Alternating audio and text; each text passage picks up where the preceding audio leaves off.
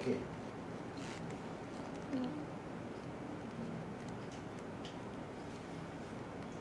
Bismillahirrahmanirrahim. Assalamualaikum warahmatullahi wabarakatuh. Alhamdulillah rabbil alamin. Wassalatu wassalamu ala asyrafil anbiya'i wal mursalin wa ala alihi wa sahbihi ajma'in. Ashhadu an la ilaha illallah wahdahu la syarikalah wa ashhadu anna Muhammadan abduhu wa rasuluh.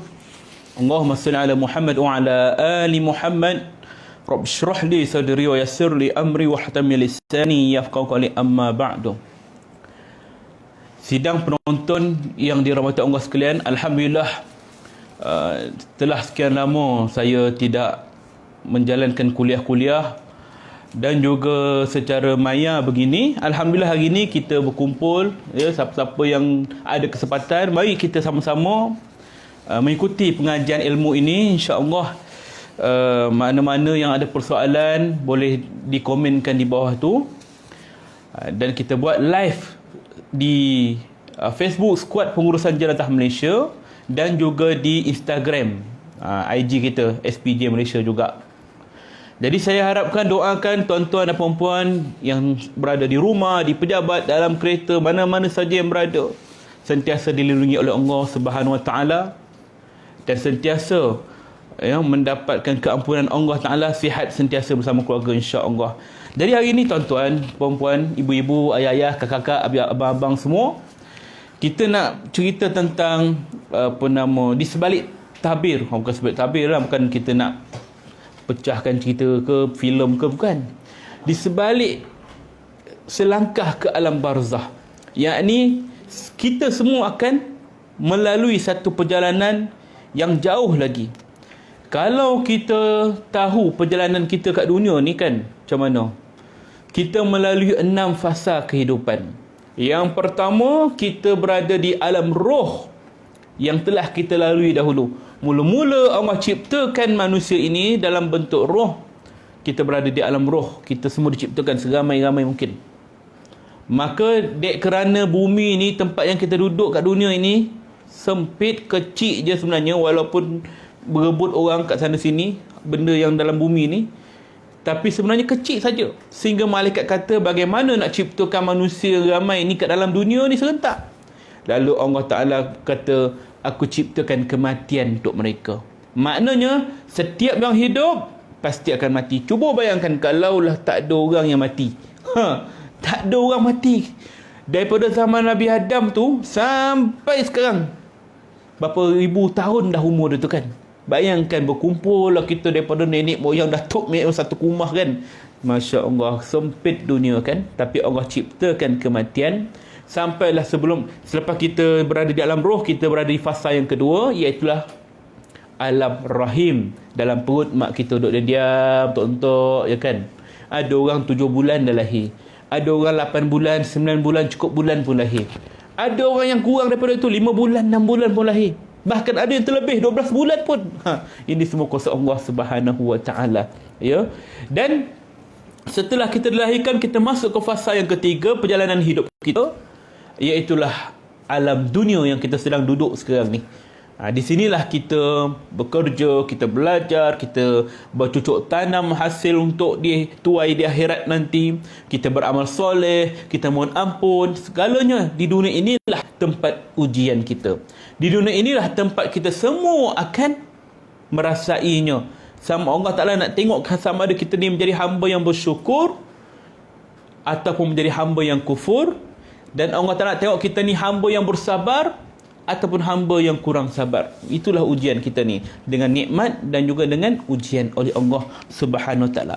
Sebelum kita melangkah masuk ke fasa yang keempat, iaitulah fasa alam baqa, alam barzah. Ni kita cerita ni. Fasa alam barzah ini satu benda yang tak ada seorang pun yang akan terlepas daripadanya. Allah Subhanahu Wa Taala berfirman, A'udzubillahi minasyaitonirrajim. Qul innal mauta allazi tafirruna minhu fa innahu mulaqikum summa turadduna ila alimil ghaibi wasyahadah fayunabbiukum bima kuntum ta'malun. Katakanlah wahai Muhammad, sebenarnya maut yang kamu melarikan diri daripadanya itu, tetaplah ia akan datang bertemu dengan kamu. Kemudian kamu akan dikembalikan kepada Allah yang mengetahui segala yang gaib dan yang nyata. Lalu ia memberitahu kepada kamu apa yang kamu telah lakukan serta membalasnya. Surah Al-Jumu'ah ayat 8. Boleh tu? Boleh ya? Tu IG ke Facebook masalah tu? IG. Baik. Ayat ini Allah Ta'ala kata, maut yang kita lari ni akan datang juga kepada kamu. Macam mana pun cerut gunung kita pergi, kita tenggelam dalam dasar laut pun, kita duduk dalam dinding-dinding batu yang kukuh, keras dan sebagainya, kita lari ke angkasa lepas sekalipun, maut tetap akan datang. Setiap orang akan mati. Kullu nafsin za'iqatul maut. Tiap yang hidup pasti akan merasai mati, ya. Summa turadduna ila alimil ghaibi wasyahadah. Kemudian kita semua akan kembali pada Allah Ta'ala, yakni dalam barzah. Kita semua akan kembali kepada Allah Ta'ala. Dan Allah Ta'ala ini dia tahu segala yang gaib dan yang nyata. Tak ada benda kat dunia ni yang kita lari daripada Allah Ta'ala. Kalaulah kat dunia ni kita ada buat dosa terang-terangan, tapi sesungguhnya Allah Ta'ala itu nampak. Dan kalaupun kita buat dosa maksiat secara senyap-senyap, Allah Ta'ala juga nampak apa yang kita lakukan. Maka tak ada tempat yang boleh kita lari, melainkan hanya kembali kepada Allah Ta'ala. Lalu setelah kita dilihatkan tentang dosa pahala kita, fayunabbi'ukum bima kuntum ta'malun, lalu Allah akan memberitahu kepada kamu apa yang kamu lakukan serta membalasnya. Tak ada orang yang boleh terlepas, tuan-tuan, ya. Maka benda ni kita perlu ingat bahawa hidup kita ini hanyalah sementara. Kita ada lagi 3 fasa kehidupan lagi. Selepas dunia, kita akan melalui pula alam barzah. Selepas alam barzah, yang kelima kita akan melalui pula alam akhirat, alam mahsyar, yang jauh perjalanannya, yang lebih jauh daripada usia dunia ini, yang lebih jauh daripada usia apa saja, yang tak tahu sampai bila, sebelum kita menempuh ke alam akhirat, pengakhirannya sama ada syurga ataupun neraka. 2 tempat saja. Itulah kehidupan yang kekal abadi, abadan abada, selama-lamanya. Selama-lamanya tu apa lama? Ada orang cakap, cuba kalau kita hitung 10,000 tahun. Habis selepas 10,000 tahun duduk dalam syurga, dalam neraka, ke mana? Tak, belum habis. 100,000 tahun. Selepas 1,000 tahun, ke mana? Tak, lebih lagi, 1,000,000 tahun. Takkan ada kesudahan lagi kehidupan kita, kerana kita akan kekal hidup selama-lamanya di 2 tempat saja, syurga ataupun neraka. Wa iyazubillah min zalik. Biarlah kita mati dalam keadaan husnul khatimah. Tuan-tuan, ya, dalam musim pandemik kan, 2019 ni, corona, COVID-19 yang kita panggil ni, satu wabak fitnah akhir zaman. Fitnah yang mana telah menyebabkan segala urusan kita ini terbantut. Baik dari segi kita punya muamalah kita, baik dari segi kita punya kerohanian kita, ibadah kita, kekeluargaan kita, hubungan kita dengan saudara mara, kawan-kawan, semuanya terganggu sebabkan pandemik ini kan. Maka hendaklah kita bersabar atas ujian ini, ya, dan kita kena ingat macam mana sekalipun kita tetap akan bertemu dengan kematian. Qala Rasulullah sallallahu alaihi wasallam, "Aksiru min zikri hazimil lazat." Perbanyakkan daripada mengingati si pencabut semua kesenangan. Apa dia? Iaitulah mati, ya. Maknanya kita kena banyak ingat mati. Sebab orang yang ingat mati tu dia cerdik. Cerdik sebab apa? Bila dia ingat mati, automatik dia, segala tindak tanduk dia, perbuatan dia kat dunia ini, semuanya Allah Ta'ala akan tengok dan dia akan buat dengan baik. Kalau dia bekerja dengan amanah. Kalau dia berniaga dengan jujur. Kalau dia depan orang, dia takkan berbohong, takkan berdusta, takkan fitnah orang, takkan umpat orang, sebab dia tahu bahawa dia akan mati, ya tuan-tuan, ya. Baik, saya nak buka satu soalan. Tadi ada orang telefon saya sebelum saya live tadi. Dia tanya saya kan, "Ustaz, apa nama, saya baru selesai uruskan satu jenazah," kata dia. Dah selesai uruskan mayat tadi tu, waktu nak ke bumi tu, tiba-tiba dia nampak kat kain kafan mayat tu ada keluar tumpukan darah. Makna darah tu keluar daripada badan mayat tu. Jadi macam mana Ustaz? Sah ke tidak tu? Kita kena ingat, ya. Syarat untuk kita kebumikan jenazah itu ialah ke bumi. Syarat untuk kita nak solat jenazah itu ialah suci. Makna suci tu bersih lah. Ya, sebab itulah bila kita ada kewajipan suci dan bersih dalam solat jenazah, maka jenazah itu wajib dimandikan dan dikafankan terlebih dahulu. Maknanya kat sini apa? Selagi mana jenazah itu belum disolatkan, maka jenazah itu wajib suci dan bersih. Dan setelah dia disolatkan, tiba-tiba keluar darah, maka tidak ada menjadi masalah lagi. Tak perlulah kita mandi kapan yang baru, tidak perlu. Terus ke bumi. Sebab apa? Dia punya urusan solat jenazah yang tu dah selesai. Nak tunggu ke bumi saja. Tu saya jelaskan begitu. Oh, alhamdulillah, lega hati saya. Kalau tidak terfikir-fikir, apalah dosa saya nanti kan. Tidak, ya. Yang pentingnya kita kena ingat, dalam nak mandi kafan tu, agak-agak nampak luka ke, nampak keluar cecair daripada badan dia ke, ada apa-apa saja pendarahan, maka kita cubalah untuk hentikan dengan cara menutup dengan kapas, menutup dengan plastik dan sebagainya. Banyak kaedah yang boleh kita lakukan, ya. Baik. Soalan yang seterusnya kita nak baca ni, apakah maksud seorang mukmin yang mati dengan mengeluarkan keringat di dahinya? Ni keluar keringat ni kan. Apa maksud dia? Adakah keluar keringat di dahi pada saat kematian adalah sebagai petanda bahawa seorang itu mengikuti Ahlus Sunnah wal Jamaah? Maknanya jalan yang benar. Kadang-kadang bila kita urusan jenazah, nampak orang yang mati dalam keadaan berpeluh. Berpeluh, tuan-tuan. Berpeluh sampai keluar kat dahi dia kan. Nampak? Masya Allah. Apa sebab jadi macam tu?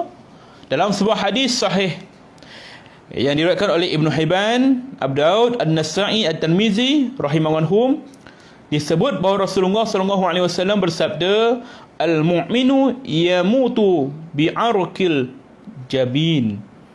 Orang mukmin itu mati dengan berkeringat di dahinya. Lalu apa maksud hadis ni? Habis kalau orang meninggal tak ada peluh kat wajah dia, kat dahi dia, adakah dia mati dalam keadaan kufur? Adakah dia bukan orang mukmin? Tidak. Ini tanda-tanda. Salah satu di antara tanda husnul khatimah, kematian yang baik, ialah dia mati, wajah dia berpeluh, dahinya berpeluh, ya. Hadis ini berlaku bagaimana? Ketika Rasulullah SAW dalam keadaan sakarat, Nabi dalam keadaan nazak, nak meninggal dunia, nak wafat. Di sisinya Aisyah radhiyallahu anha. Ketika Rasulullah SAW dalam keadaan wafat, dalam keadaan nazak tu, sakit tu, beberapa kali Rasulullah pingsan dan wajahnya keluarlah peluh. Dan Siti Aisyah radhiyallahu anha, isterinya, melihat, Masya Allah, wanginya peluh Rasulullah ni, comelnya kan, maknanya bau dia harum, dia suka. Dan bila Rasulullah SAW sedar daripada pingsannya itu, Aisyah radhiyallahu anha pun bertanya, wahai suamiku, peluh apa yang keluar daripada wajahmu? Cukup luar biasa, tak pernah ku jumpa peluh sewangi ini. Kata Nabi SAW yang kita bacakan tadi, al-mu'minu yamutu bi'arqil jabin. Orang mukmin itu mati dengan keringat di dahinya. Maknanya itulah antara tanda husnul khatimah.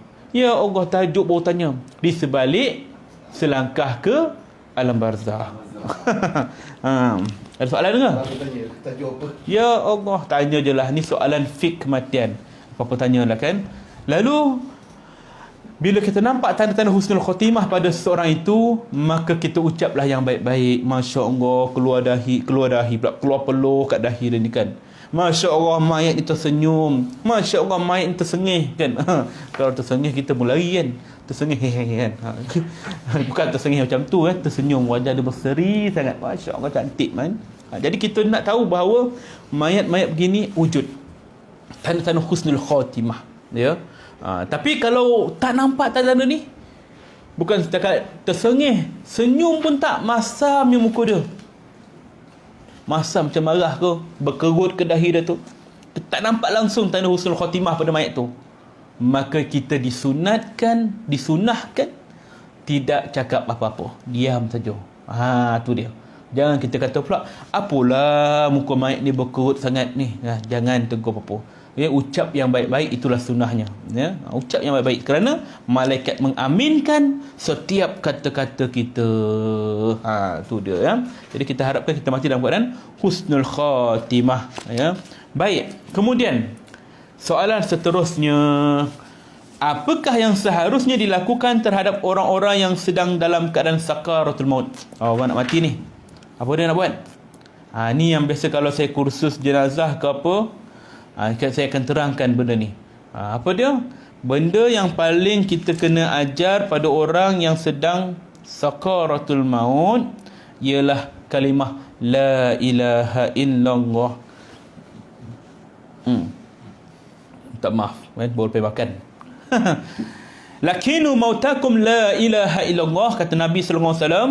Ajarkan orang yang meninggal dunia, ajarkan orang yang akan meninggal dunia di antara kamu kalimah la ilaha illallah. Man kana akhiru kalamihi minal dunya la ilaha illallah dakhalal jannah.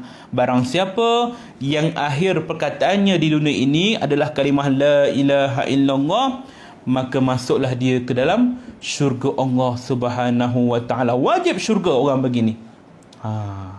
Kita nak tak mati dalam keadaan sebut la ilaha illallah? Nak, semua yang nak kan?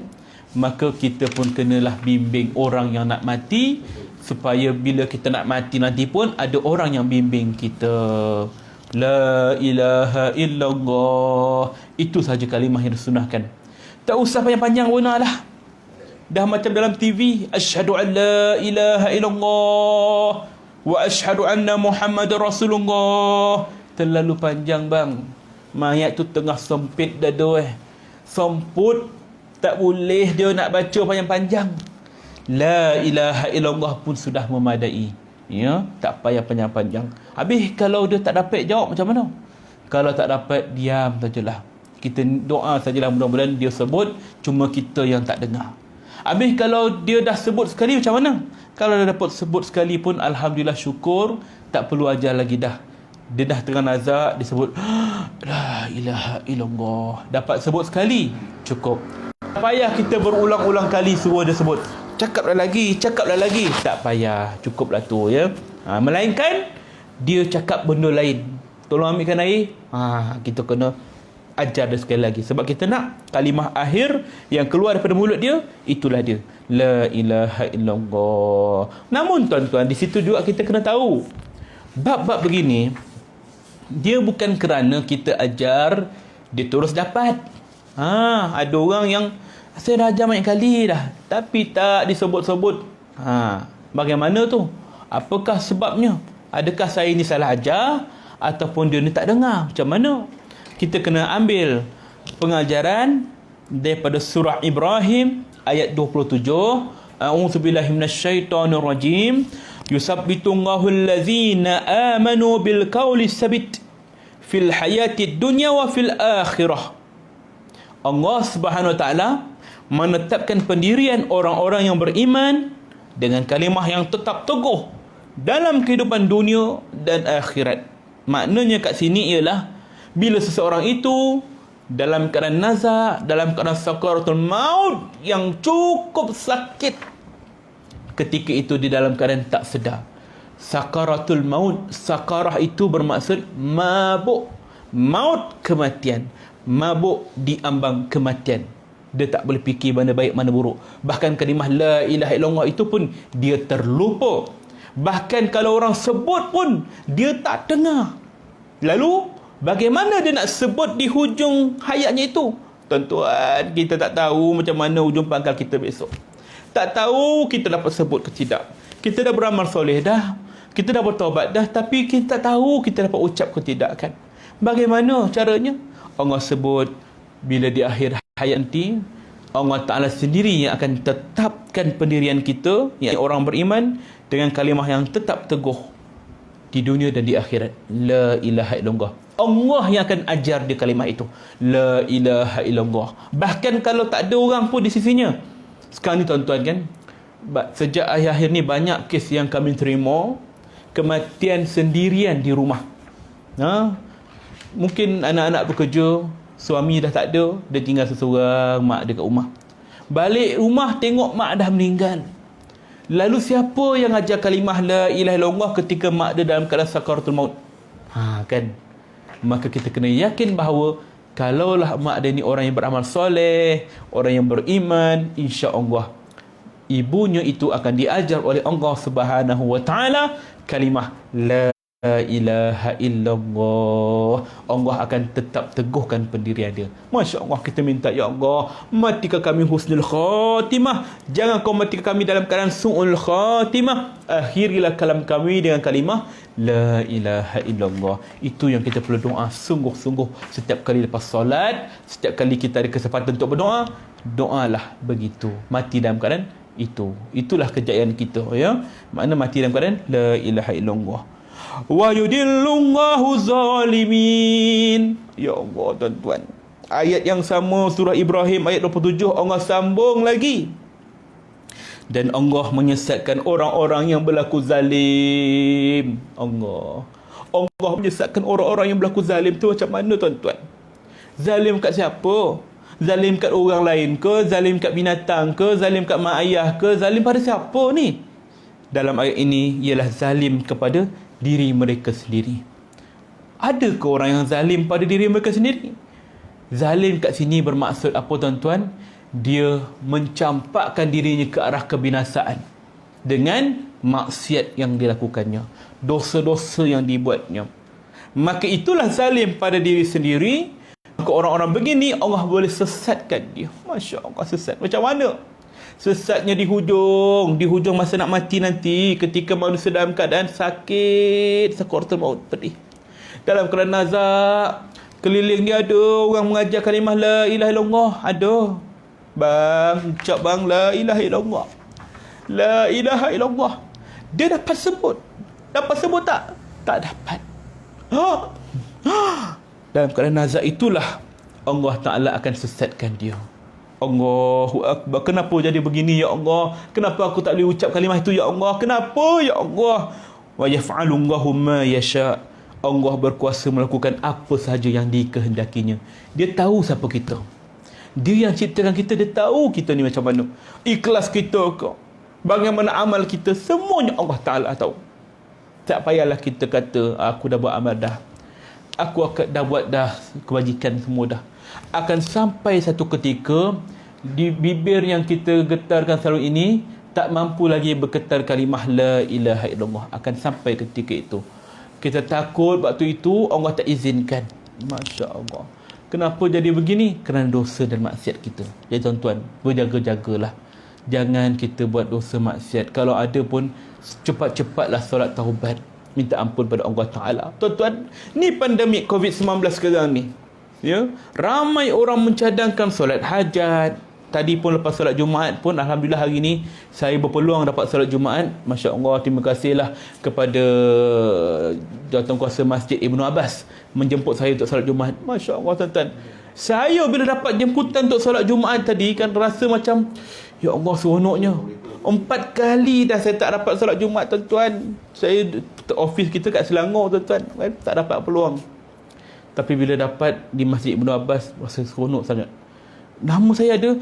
Tadi masa orang tengok semua orang beratur, dia kata yang beratur ni semua walk-in, maknanya tak dijemput. Kalau ada kosong baru boleh masuk. Saya ni datang tanpa ada sekatan. Ustaz Rafi, mari masuk. Kata dia. Ya Allah, macam VIP, tuan-tuan.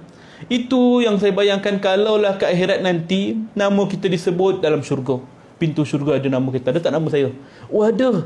Seronoknya masuk syurga tanpa hisap. Orang lain beratur dulu. Kenapa? Nak kena hisap.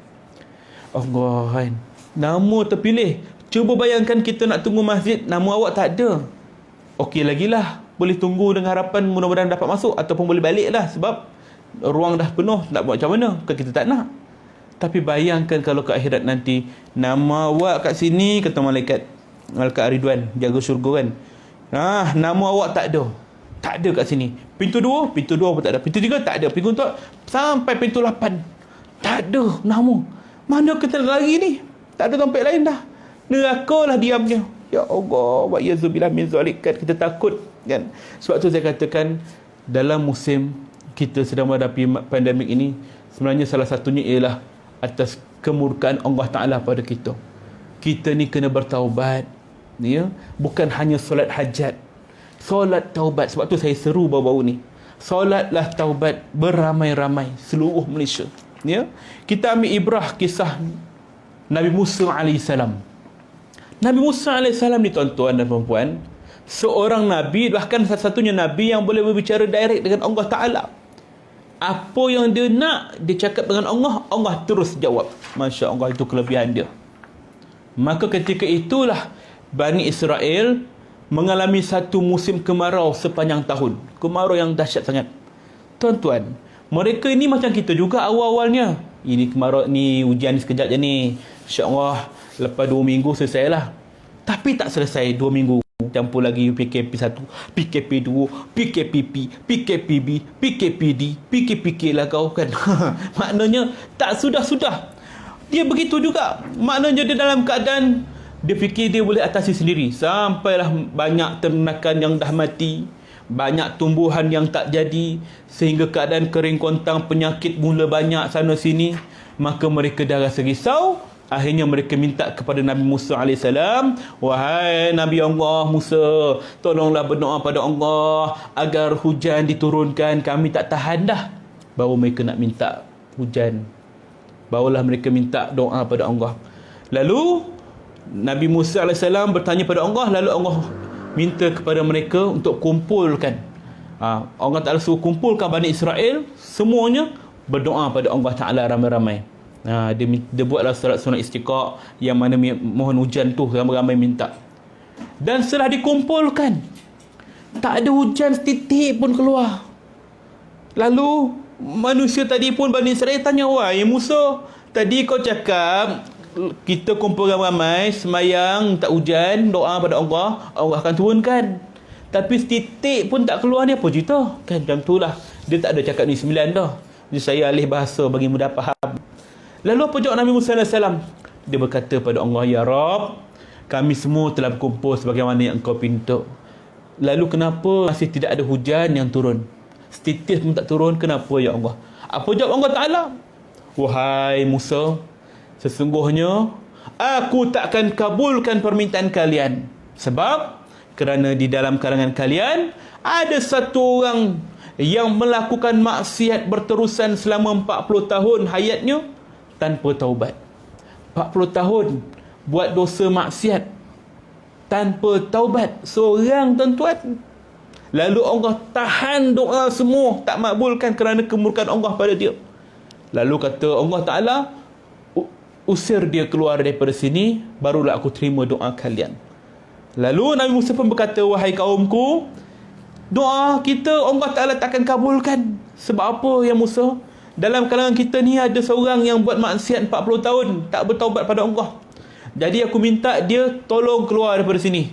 Jangan menjadi asbab kemurkaan Allah. Dimintakan. Siapa nak mengaku, tuan-tuan?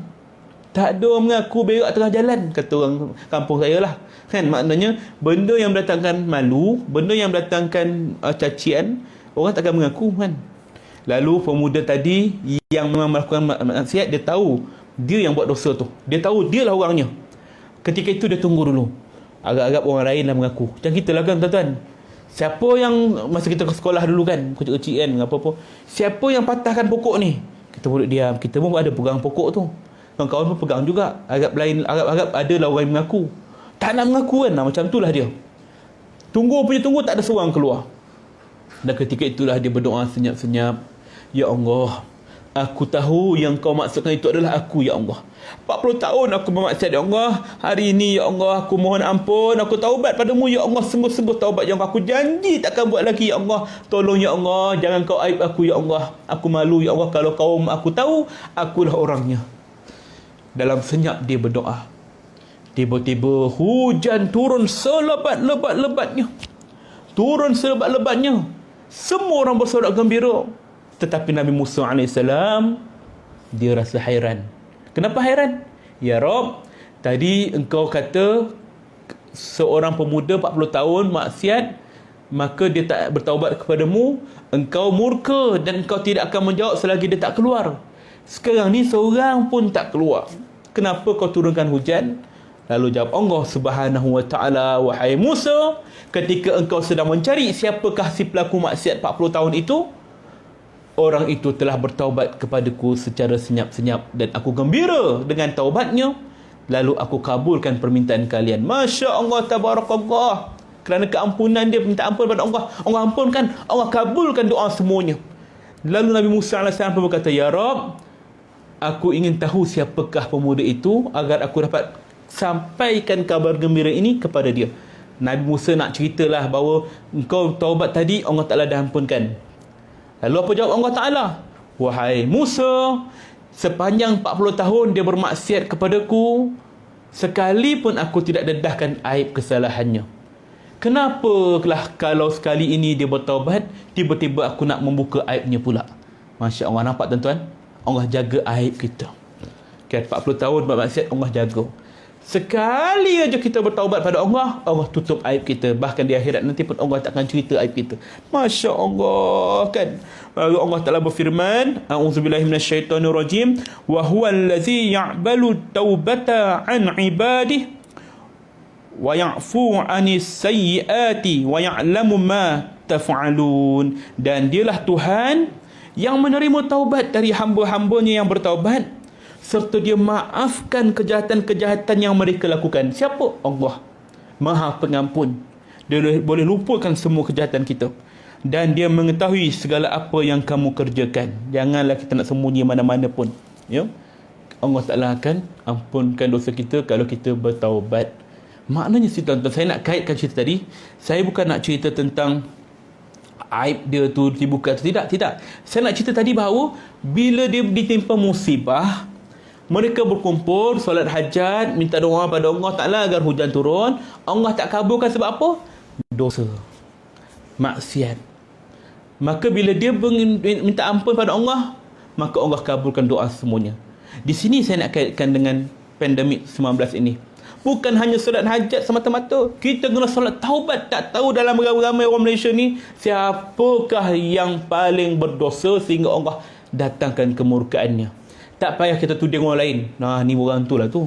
Ni orang ni lah ni. Tidak.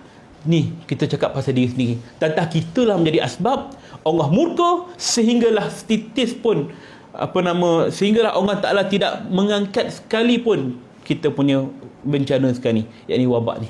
Maknanya kita kena bertaubat, tuan-tuan. Orang yang bertaubat ini, insya-Allah, bukan sahaja Allah akan kabulkan doanya, bahkan semua orang akan mendapat kesannya.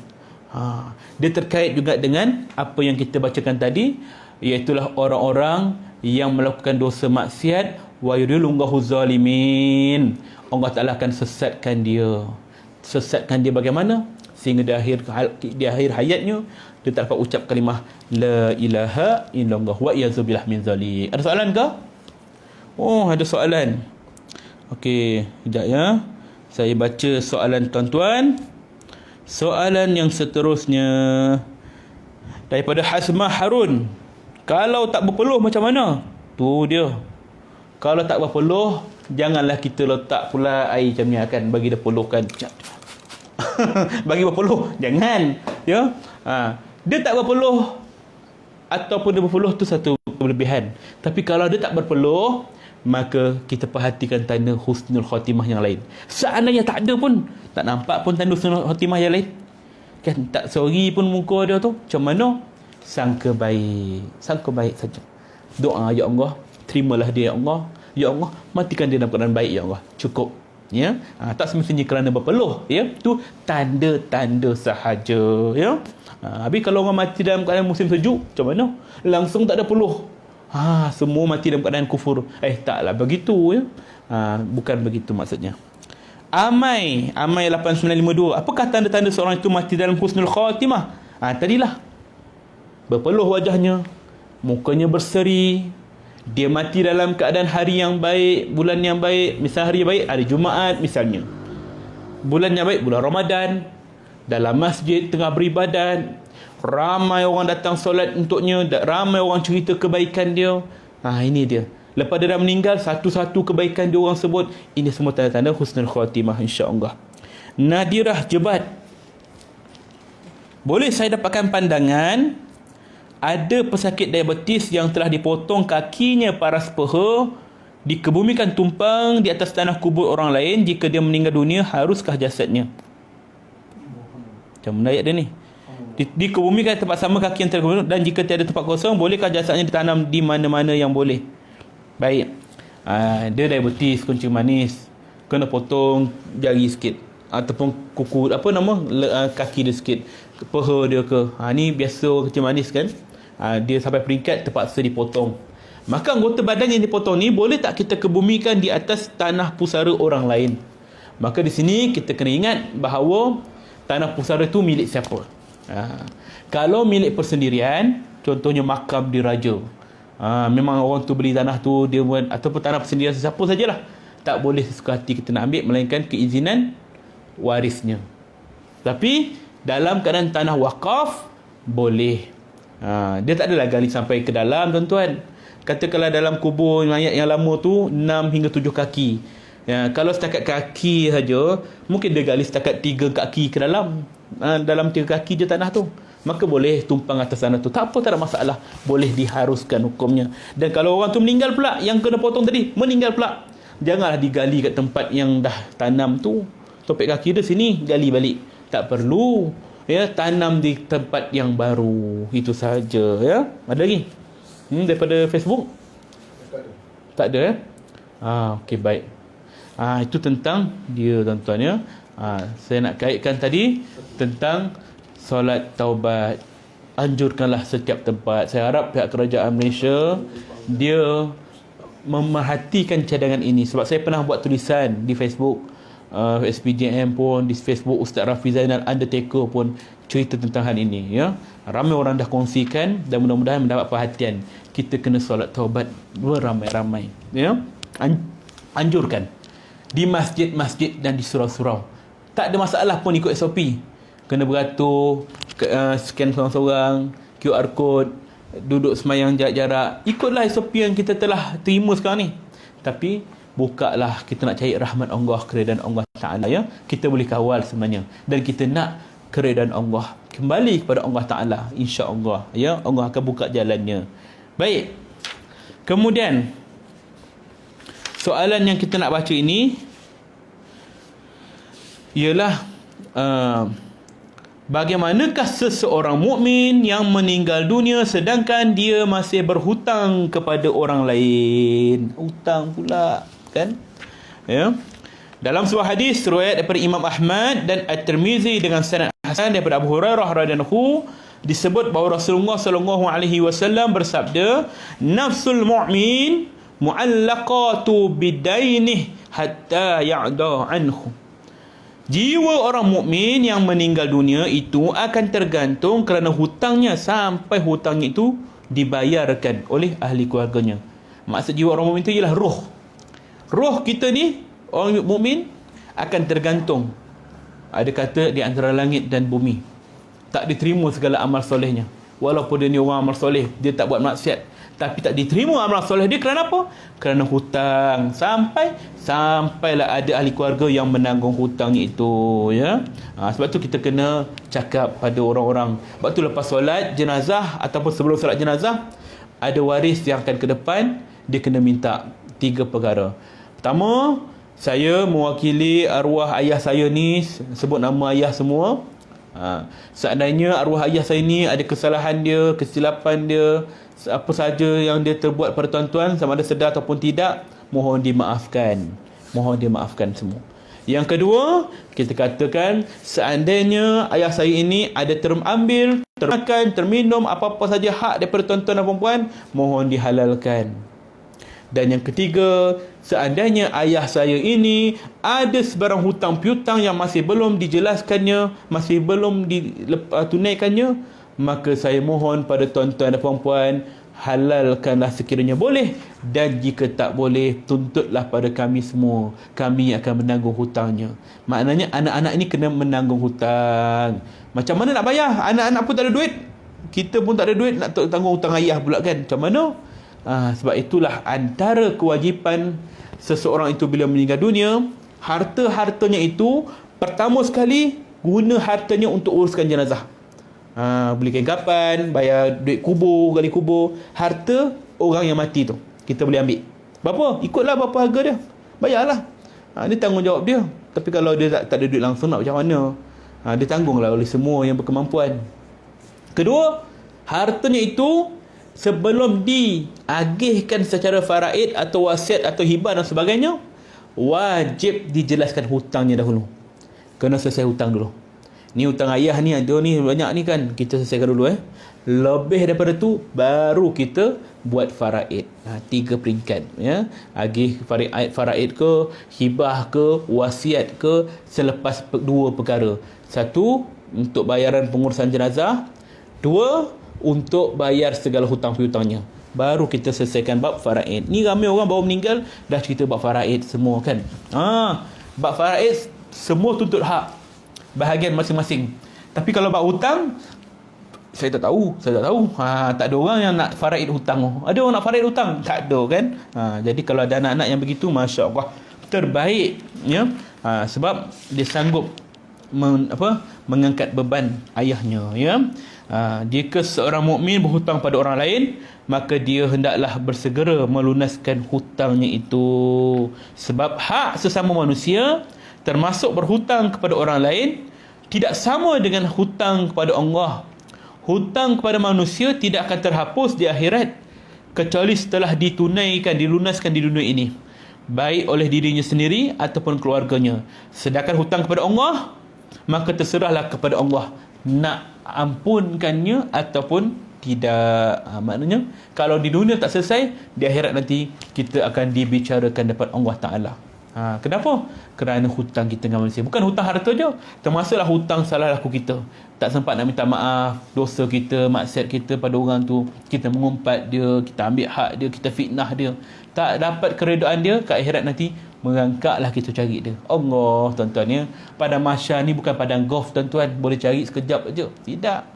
Padang mahsyar ni luas, seluas-luasnya, dan kita susah nak menjumpai orang. Sebab bila luas, bukan luas kita boleh lari, tidak. Luas tu dihimpitkan dengan seramai-ramainya manusia dan juga makhluk yang lain. Semua dihimpunkan di padang mahsyar ketika itu ya. Maka hutang wajib diselesaikan. Soalan?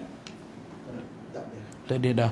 Jadi insya-Allah, saya ingat cukuplah sekadar itu perkongsian kita pada kali pertama inilah untuk siaran langsung sepanjang pandemik ini. InsyaAllah, mudah-mudahan Allah Ta'ala mengangkatlah musibah ini daripada kita semua. Sama-samalah kita berdoa pada Allah Subhanahu Wa Ta'ala. Mudah-mudahan Allah ampunkan dosa kita. A'udzubillahi minasyaitonirrajim. Bismillahirrahmanirrahim. Alhamdulillahi Rabbil Alamin. Wassalatu wassalamu ala ashrafil anbiya wal mursalin wa ala alihi wa sahbihi ajma'in. Allahumma salli ala Sayyidina Muhammad wa ala ali Sayyidina Muhammad. Allahumma ghafir lana dhunubana wal walidina warhamhum kama rabbawna sighara. Allahumma inna nas'aluka ridhaka wal jannah wa na'udzubika min sakhatika wan nar. Allahumma ya Allah, kami hamba-Mu yang penuh dengan dosa dan maksiat, ya Allah, ampunkan dosa-dosa kami, ya Allah. Ampunkan dosa-dosa kedua ibu dan ayah kami, ya Allah. Ampunkan dosa-dosa para guru kami, ya Allah. Ampunkan dosa-dosa anak-anak dan isteri kami, ya Allah. Dosa-dosa seluruh muslim-muslimat, mukminin mukminat sama ada hidup ataupun telah meninggal dunia, ya Allah. Ya Allah, kami mohon padamu, ya Allah, kurniakanlah kami husnul khatimah, jangan kau beri kami su'ul khatimah. Akhirilah kalam kami dengan kalimah la ilaha illallah.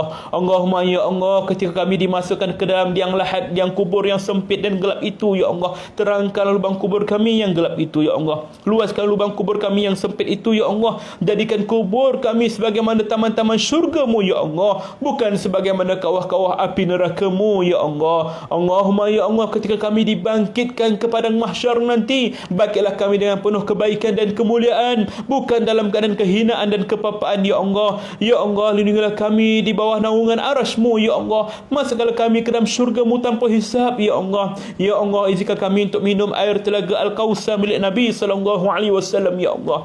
Ya Allah, Allah, beratkanlah timbangan amal kami di neraca Al-Mizan. Ya Allah, ya Allah, pantaskanlah langkah kaki kami ketika melintasi titian siratul mustaqim sepantas kilat, ya Allah, agar kami tidak jatuh tergelincir ke dalam kawah neraka-Mu, ya Allah. Kami tidak sanggup duduk dalam neraka-Mu walaupun sedetik, ya Allah. Kami tidak sanggup duduk dekatnya walaupun sebatu, ya Allah. Tempatkanlah kami semua ke dalam syurga-Mu yang tertinggi, ya Allah, syurga yang didiami oleh para nabi, para rasul, para siddiqin, para syuhada dan orang-orang saleh. Walaupun kami tahu, ya Allah, kami tak layak pun bersama mereka, ya Allah. Kami seumpama debu di kaki mereka, ya Allah. Ya Allah, tapi ini adalah salah satu pengharapan kami kepada gedung rahmat-Mu, ya Allah. Kasihani kami, ya Allah. Rahmati kami, ya Allah. Rabbana zalamna anfusana wa in lam taghfir lana wa tarhamna lanakunanna minal khasirin. Rabbana la tuzigh qulubana ba'da idh hadaytana wa hab lana min ladunka rahmah innaka antal wahhab. Rabbana atina fid dunya hasanah wa fil akhirati hasanah wa qina azabannar. Subhana rabbika rabbil izzati amma yasifun. Wassalamu ala mursalin walhamdulillahi rabbil alamin. Takabbalallahu minkum. Sekian dahulu, minta ampun, minta maaf sebarang kekurangan, kekhilafan sepanjang saya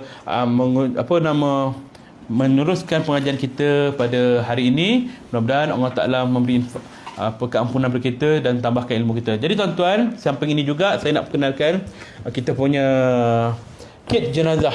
Skuad Pengurusan Jalan Malaysia keluarkan 2 jenis kit lengkap. Dalamnya ada kain kafan, ada kain tuala untuk peralatan mandi, untuk peralatan kain, kafan, semua lengkap dah ni. Siapkan segala benda lah, kapas semua ada. Harganya berapa? RM150 untuk lelaki dan perempuan sesuai, siap potong. Satu lagi jenis kami keluarkan ialah set pengurusan jenazah untuk jenazah berisiko HIV, AIDS, TB dan sebagainya. Itu belum dipotong, tapi dia semua alatan lengkap dengan set PPE dan sebagainya. Itu RM200. Yang ni RM150. Jadi tuan-tuan, siapa yang nak menyumbang, nak berinfak untuk bantu orang yang memerlukan dan juga untuk diberikan kepada masjid di surau tempat masing-masing, bolehlah hubungi kami dalam Facebook Skuad Pengurusan Jenazah Malaysia ataupun mesej kepada admin daripada Instagram tu. InsyaAllah dia akan salurkan kepada admin yang bertugas tu. InsyaAllah tuan-tuan, masih atas perhatiannya. Siapa perlukan pertolongan kami untuk menguruskan jenazah di mana-mana tempat, boleh hubungi SPJM. Dapatkan nombor telefon dalam profil kami semua. InsyaAllah. Wabillahi taufiq wal hidayah. Assalamualaikum warahmatullahi wabarakatuh. InsyaAllah.